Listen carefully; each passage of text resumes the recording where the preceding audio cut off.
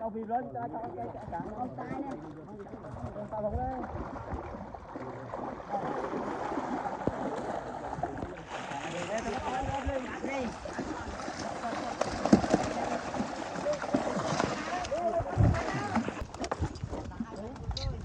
Ê, dạ cả cái này nó cây tay can ư. Mai đi mai muốn. Con tay đây chơi này. Tôi những pra đấy. Không pra vào vô lên vô bên ngoài. Lên cái tung. Này đi, miếng pháo là mồi là pháo là phí. Tích rồi. Cái này này. Ở đây anh chấm mà không đau thôi. Thế thế chứ nó. Bột bái vậy. Bột bái đi phải sợ. Sợ. Bột bái. Ờ tha thể đừng chấm này. Này này.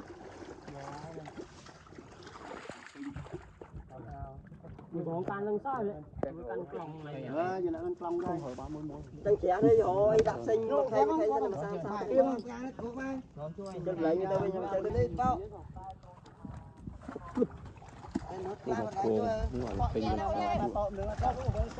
Tôi cho thẻ làm phải không? Cho thẻ làm phải không? Đây. Bông. Can thế. Can này cái này. Gắn lên.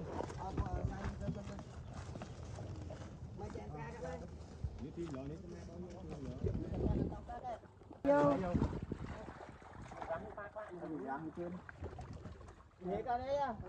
Mãi em chứ con. Càng cô càng ta.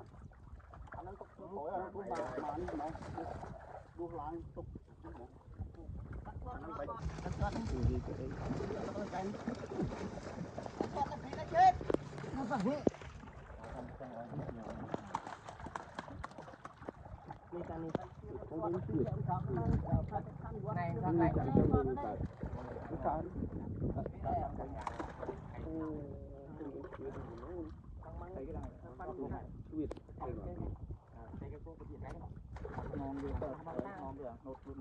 Ba thì được phải kén.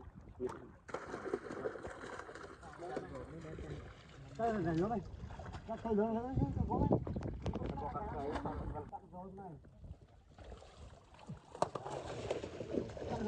đấy. Can cá nó chăm mang một con cướp cao này. Lên thêm tay. Lên lên. Để có rang à? Không có đã thôi. Bao tay nữa cái đó. Bao lô lại. Tôi đang so. Gắn so. Là này cũng phải ngay Thằng thú cầm kia cái mà đau mà cũng bán mai mứ mai. mà nó có nó lần nữa thì nó là cái cần một tí đó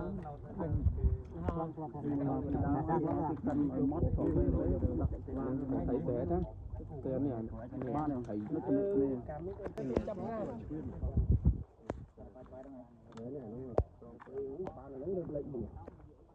còn thì một con nó sáng lắc nó chủ ấy em mà bà Thôi chủ cho mày vô như mày đi ba chặt mày.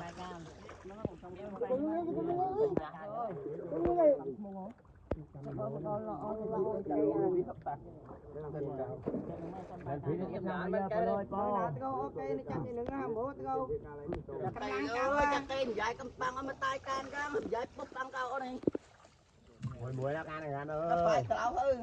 Cái này ô ban tay cái canh ơi. Là hù. Đây mưa nó câu qua. Đây.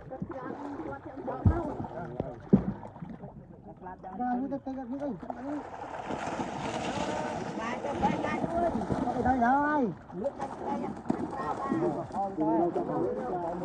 Sao? Nè, cái này chìm đó. Tao vì lên cho cái cả con tay này. Tao không lên.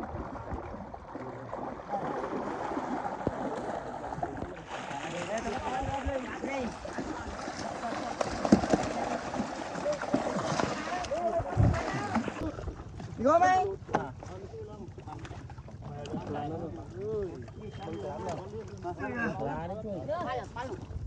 Có bưng can lên đi, không được.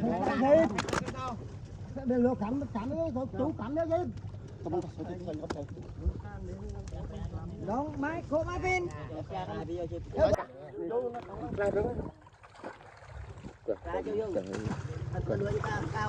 Rút cô mang cái thơm mới vô, không cần nón can. Mai. Chip. Thiên lò nó mang.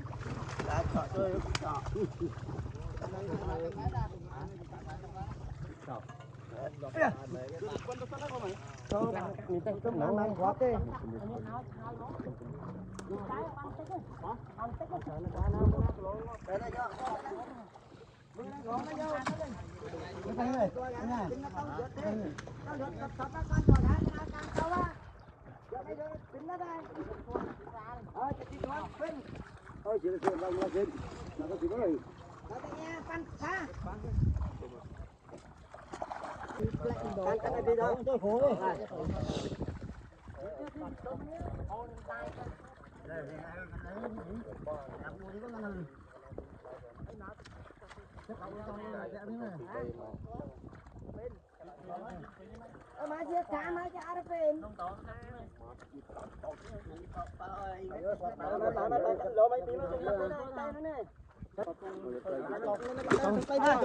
Ê vô.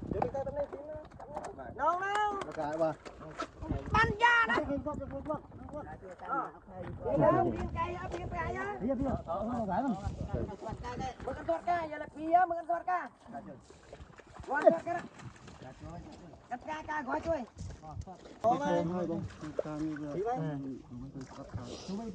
Chim nào vậy?